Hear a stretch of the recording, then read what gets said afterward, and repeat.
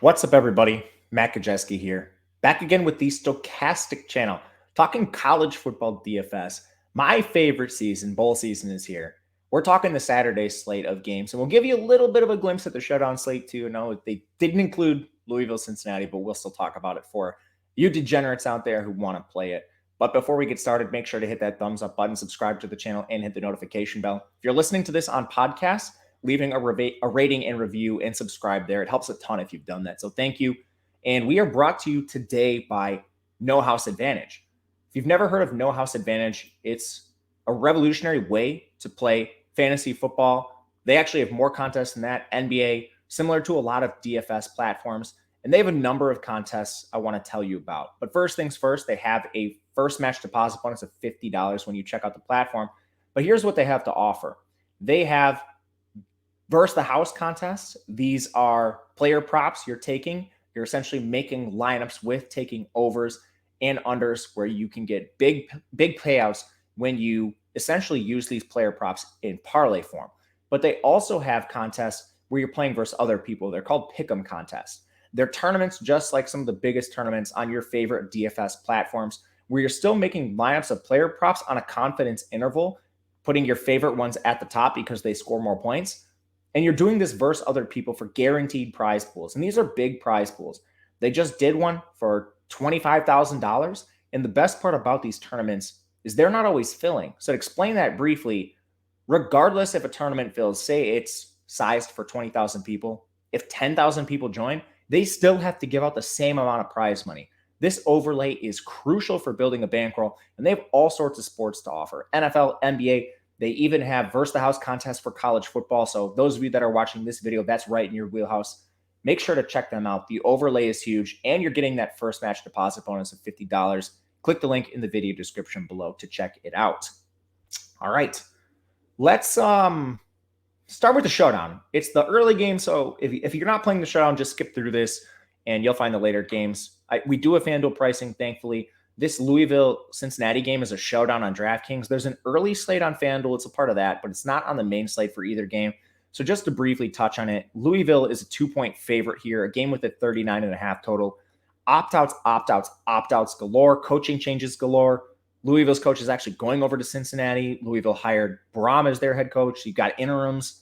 But to get to the DFS stuff, Ben Bryant's hurt. You're not going to see him, the Cincinnati signal caller. Instead, it'll be Evan Prater, who played in their final against Tulane. He's really, really mobile, but lacks a little bit as a passer. So that's an issue here. But ultimately, you can really play whoever you want. And I think Prater should be at least one of the main considerations here because of that mobility. From there is where things get a little bit tricky with Cincinnati. They have a lot of opt-outs, but they don't really have opt-outs at running back. So you're still looking at Charles McClellan. Corey Kiner, I'm presuming, will be healthier here. He didn't take a snap in their last game, but he'd been banged up throughout the year. And then Ryan Montgomery, who's actually worked ahead of both Kiner and McClelland of late, 15 carries and 17 carries in back-to-back games. He's $3K on DraftKings. So he's somebody you can certainly use as a value play, and it makes a lot of sense here. Also, should have a better pass catching role. He has one target over the last two games. Again, not a pass-heavy offense right now because of the quarterback change. So this 53% pass rate, expect that to come way down. But Montgomery, I think he's the best price-adjusted play in the backfield, just as cheap as he is. Receivers where we really need to hone in here. So if you're watching this, you see the top 6 receivers, Tyler Scott, Trey Tucker, Josh Wiley, Jaden Thompson, Nick Martyr, Leonard Taylor. They're all out. The top 6 players here. If you're listening to this, I'll talk you through who I think is going to start. But again, this is very volatile. The only player who's actually gotten significant snaps here is Will Pauling. He's the Stone Man. He has 2 targets exactly in each of the last 4 games. He was playing a bigger role earlier in the year, but he got hurt. He's going to be their one. And from here, there's only 2 other receivers who have received a target this year, Chris Scott and Blue Smith. Just guessing, I think this is going to be your main 3 receiver rotation. But I went a little deeper and looked at other receivers that have played snaps to kind of give you guys an idea of who might be jumping on the field here and there. They're not on the screen because they haven't actually received the target. But the other receivers who have at least taken a snap beyond these 3, their names are Wyatt Fisher, Drew Donley, and Ashton Kohler. They're all the min price. Will Pauling's the guy you're looking to. And then in order of preference, I would go number 2, Chris Scott, number 3, Blue Smith, then the 3 I just mentioned here. Tight end, they're also missing Taylor and Wiley. We mentioned that. The only other tight end who's received a target this year is Shimon Mateer. Stone minimum. Again, I prefer Pauling, but I think maybe you could look at Mateer. It's gross here. They also have Peyton Singletary taking some snaps. We have no idea how this is going to shake out, so it's kind of GPP galore with these ancillary Cincinnati receivers, but that's how it shakes out. Louisville, similar. Malik Cunningham opted out of the game. We have Brock Doman taking over. They'll give him designed runs, actually. Not a ton, definitely not as much as Cunningham. And the mobility, nowhere near, but he has some scramble ability, I think we'll call it. No idea really what he offers you as a passer, but he's also not expensive. And the big thing with this slate is you can play these min-price guys. So it's very easy to jam both Prater and Doman and then, play Brian Montgomery at 3K, play Will Pauling at the Stone Min. Very easy to do that. And it's also very easy to play Jawar Jordan, who I think we should be prioritizing here.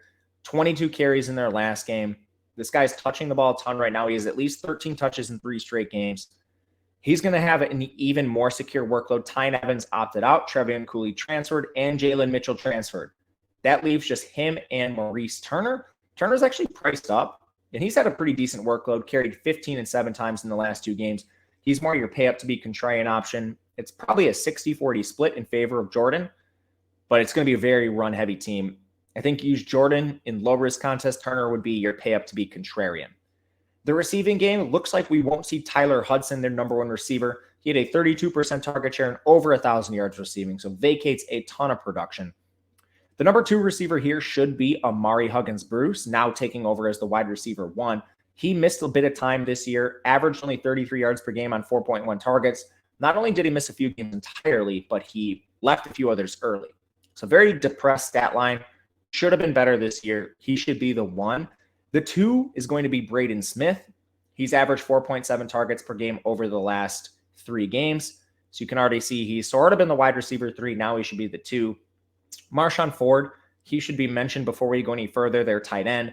He actually ranked 2nd on the team in receiving yards. Again, I think Amari Huggins-Bruce, had he stayed healthy, would have eclipsed these marks. And the issue with Ford is he's really expensive. 10.5K. Yes, 10.5K on DraftKings. That's an expensive price tag for a guy who's probably going to be at best on par with Bruce and maybe behind him. So that's an issue, but I think to be contrarian, you can pay up for him. And then the receiver 3, I'm presuming, is Jalen Carter. He was listed as the 3 on the depth chart. I think it might be a bit of a rotation between him and Chris Bell, but I'm going Jalen Carter as the wide receiver 3 as my best bet. He's 3,300 playable there. For FanDuel, Amari Huggins-Bruce is just like too cheap compared to Braden Smith and Marshawn Ford, in my opinion, so he's still the value play over there. That's kind of how Louisville shakes out, a little more cut and dry. Hope that helps you for your showdowns. Now, let's go to the main slate. BYU SMU, 4.5 point spread in favor of SMU, 64.5 total. It is plummeting, but with that said, it is still the highest on the board. So we have some really attractive teams here. And Jaron Hall not expected to play for BYU. Jacob Conover hit the portal, so I included Finnegan on the graphic if you're watching this. Cade Finnegan, the former Boise State signal caller for 3 games, I believe. He's going to play, and he's not played at all this year. This 6 rushing yards is an accident. Should be 0, so excuse me for that. I'll fix it on the back end. Not the most mobile, not bad, but essentially an unknown. We have no idea what he's going to provide. We at least like that he's played a little bit. We at least like that SMU's defense is terrible. They've been terrible against the pass this year. Also giving a lot against the run. BYU's not really a run-first team, but Finnegan, the Stone Min, the big theme of this main slate now is you can play whoever you want. You're probably going to have to make a concession somewhere, but if it ends up being one of the min-price quarterbacks that are live, you can essentially jam in all the studs at the skill position players. I think Finnegan is fine for GPPs. He's an attachment to a high-scoring game environment. The backfield, no Lapini Katoa. That means we should see a split between Christopher Brooks, Hinckley Ropati, and maybe Miles Davis if he can get back from injury. I think he should be healthier here. I'm expecting a 3-man rotation to some degree, led by Christopher Brooks. He had 23 carries in their last game, out-carried Ropati 23-9, I would put my money on Brooks, but he's not the best price-adjusted value. Rapati is more your contrarian change of pace back. Receiver, this is very difficult to decipher. First things first, I don't think we see Gunnar Romney. He's only played 2 games this year, was dealing with a lacerated kidney, called questionable in their most recent game, but I think he's going to the NFL. He basically said he doesn't think he'll be back next year. So if he plays, he's going to be a top 2 option. I'm not expecting that, though. Puka Nacua, their number 1, is also questionable. I don't think he's going to play, but take this with a grain of salt and watch pregame. He is one of the better receivers on the slate if active. 7,400 is still a value for him. He has 25 carries this year. He's averaging 9.5 targets per game over the last 4. There's an explosive option here. I'm going to play Nacua if he's healthy. They also lost Cody Epps earlier this year, just a name to mention. And that kind of thins out the receiving core. If Nacua and Gunnar Romney both miss, we're looking at 3 wide receiver sets of Keanu Hill, Braden Cosper, and Chase Roberts. Very little feel for the actual order of these guys in terms of target pecking order. It's ebbed and flowed all season long. I think your best bet is Keanu Hill 1, Cosper 3, Roberts 4. With Hill, it's just based on the pedigree of work. He's the 2nd leading receiver on the year. Cosper's taken on a large route rate recently. And Chase Roberts, he popped up for a few big games during the season, battled injury. He's back now. I expect him to be the 3. Isaac Rex, full-time tight end, 4,300. He's a bit more expensive than both Cosper and Roberts. I'd rather take shots on them. On FanDuel, same thing. It's just close enough in price where I would rather have the receivers than get to Isaac Rex. SMU, Mordecai is expected to play. SMU plays really fast, 8th in pace, 52.5% pass rate. And Mordecai automatically becomes, I think, the single best price-adjusted quarterback play on the board. He has a little bit of mobility, 118 yards there, but he averages 297 as a passer.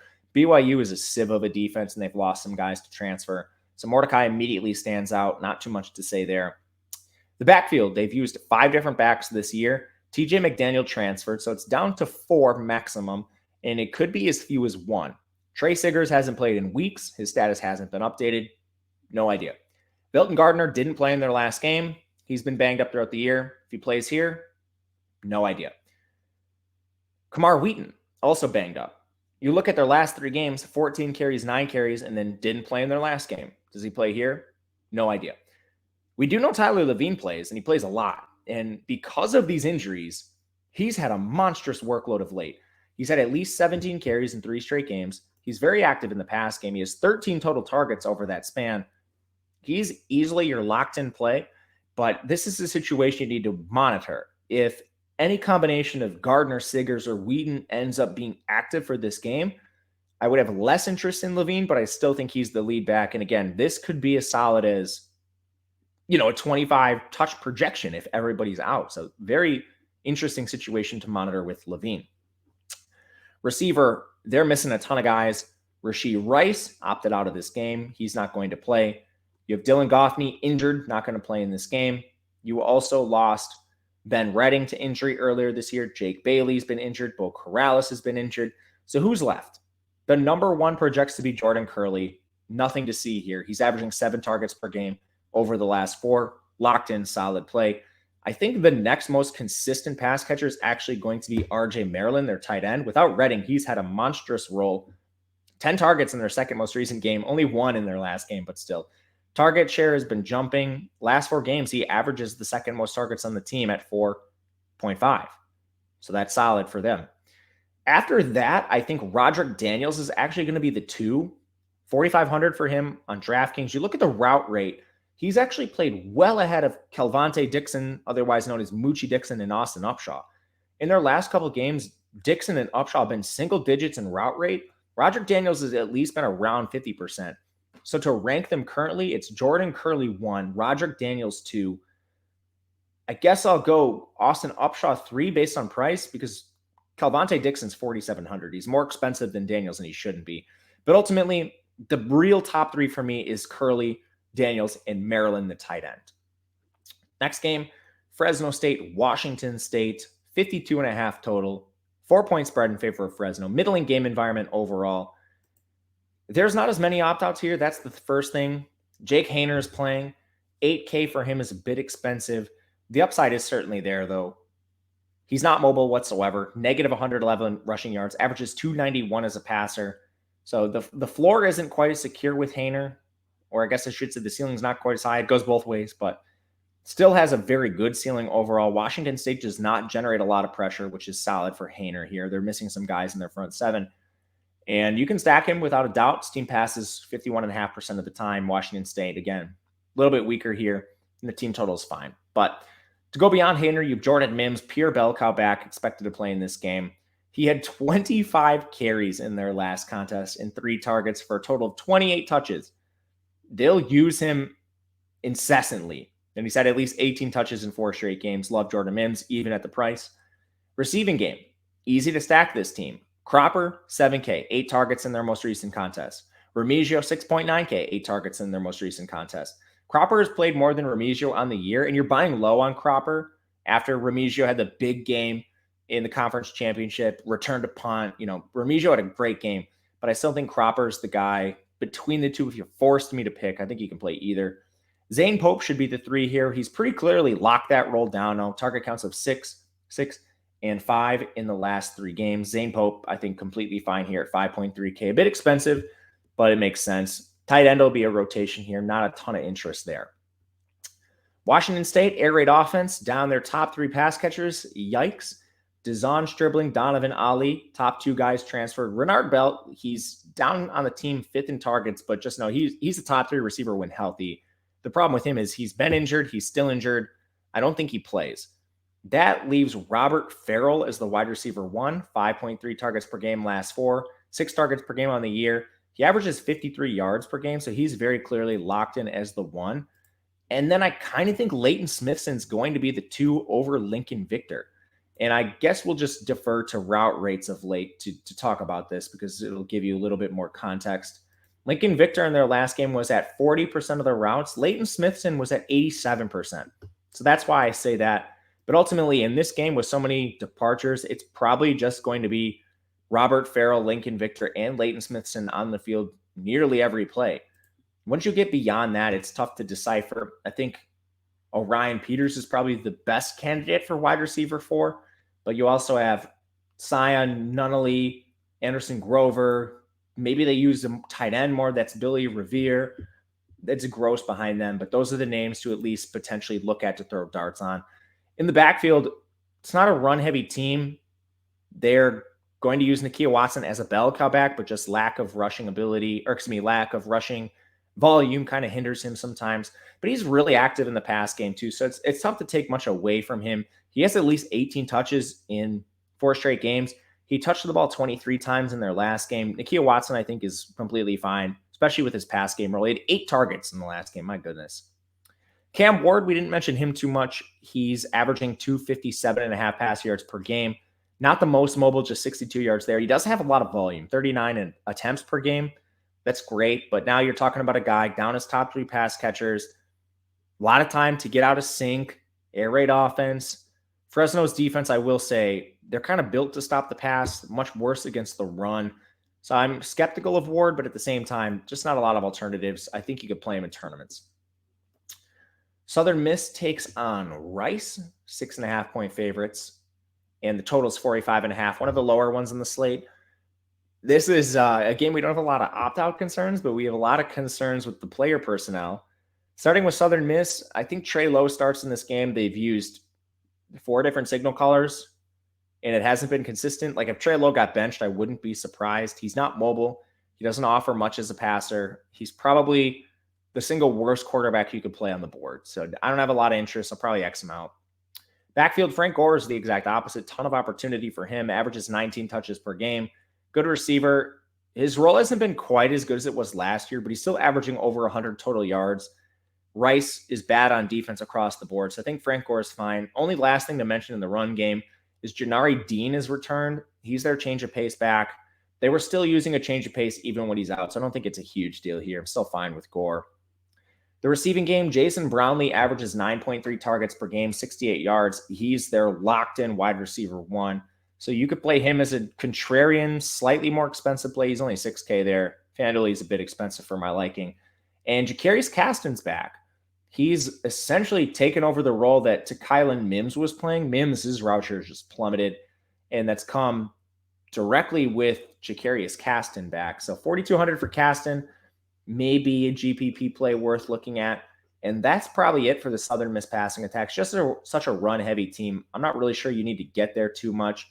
If you're looking for route rate beyond Caston and Brownlee, Latrell Jones has been there 3, and then tight end Cole Cavallo has been pretty involved, but just not enough upside, in my opinion, to really get to. On the Rice side of things, they are missing their quarterback, TJ McMahon. AJ Padgett in line to start. He's been brutal. He's 7K, which doesn't make any sense to me. He only has 20 rushing yards. He does have a fair amount of design attempts. Like, he had 11 design rush attempts in their last game. So I kind of think there's some hidden untapped potential with Padgett, but at the end of the day, he's 7K. I think I'd rather play Finnegan for BYU than take 7K on Padgett. Like, he's more expensive than Mordecai. Unbelievable. Just a contrarian play if you want.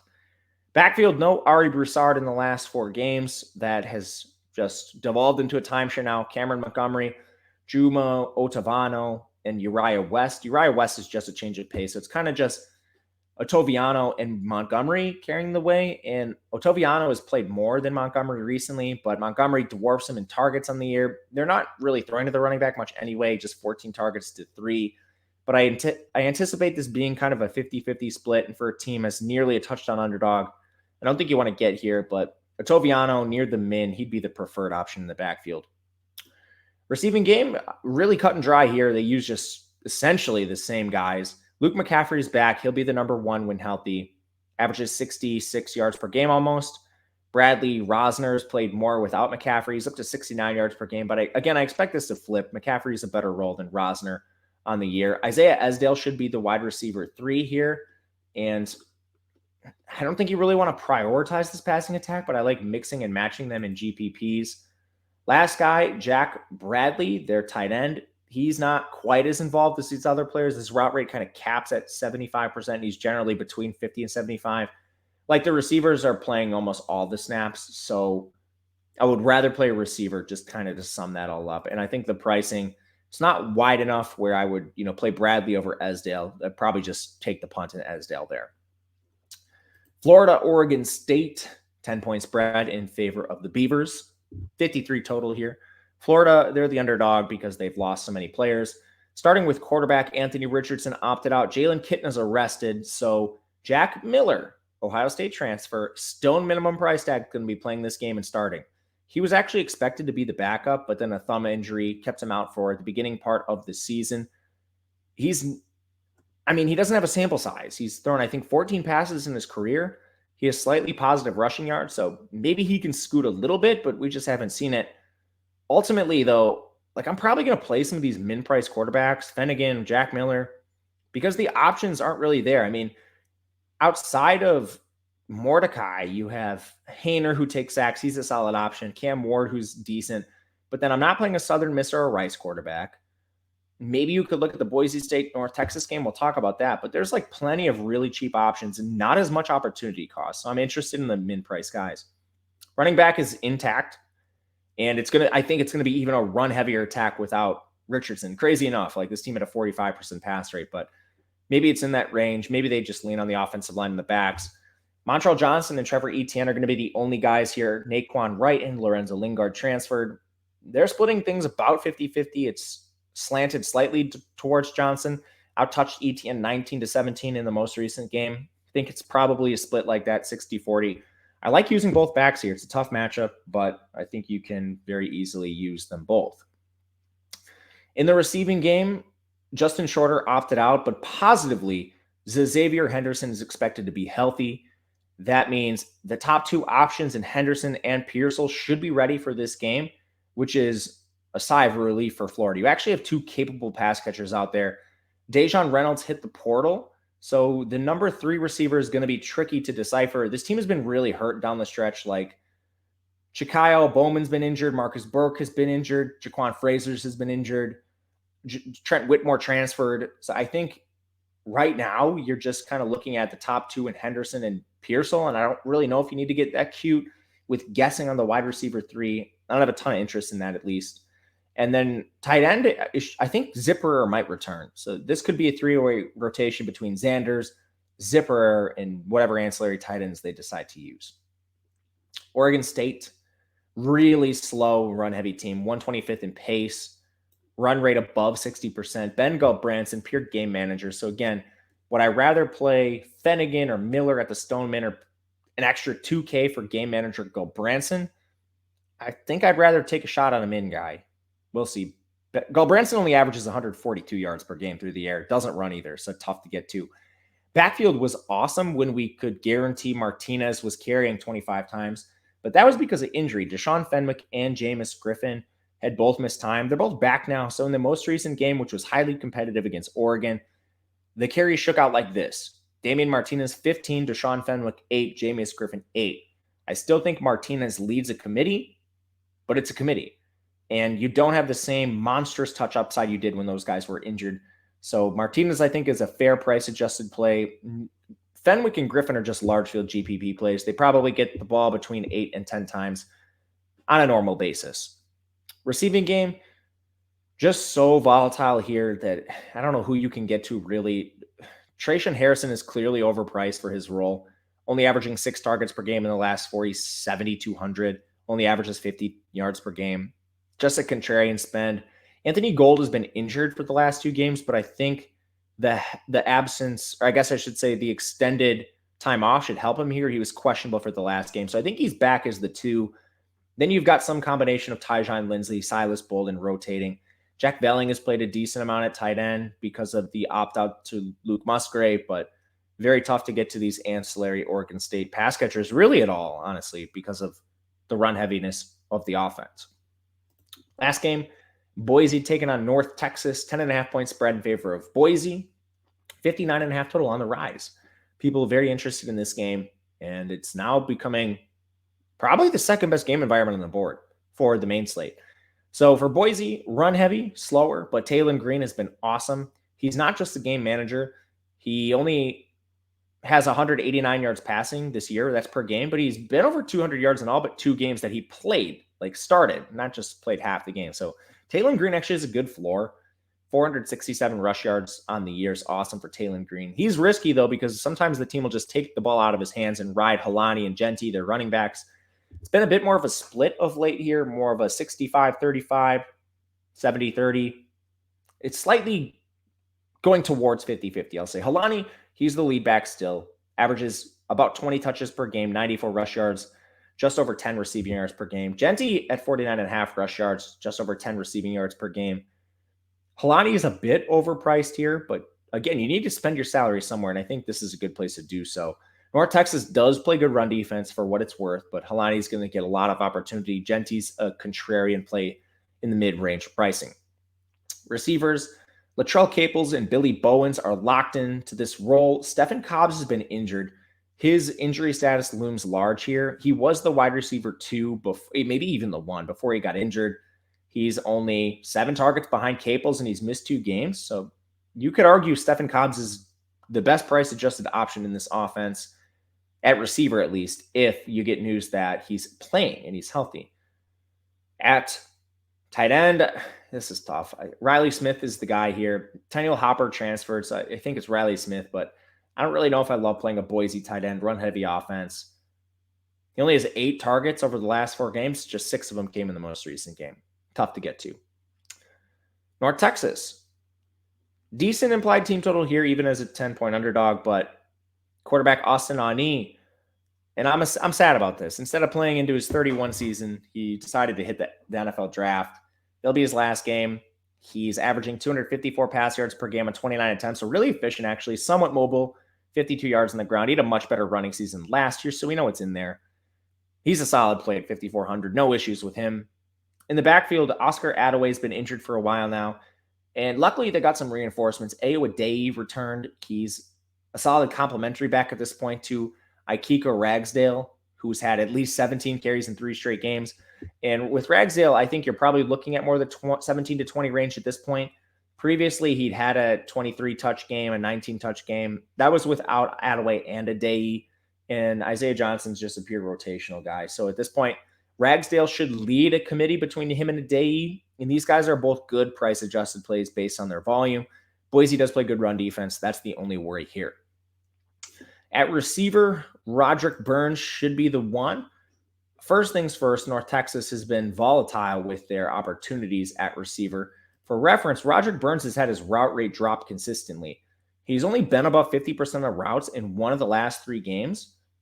And that's an issue here. You have Jair Shorter playing much more, 80% and 61% of the routes. Damon Ward has actually been the most consistent, 83 and 84% of routes last 2 games. Roderick Burns, I mean, the targets have been there somewhat for him, but Damon Ward has been more involved than him. Jair Shorter has been more involved than him.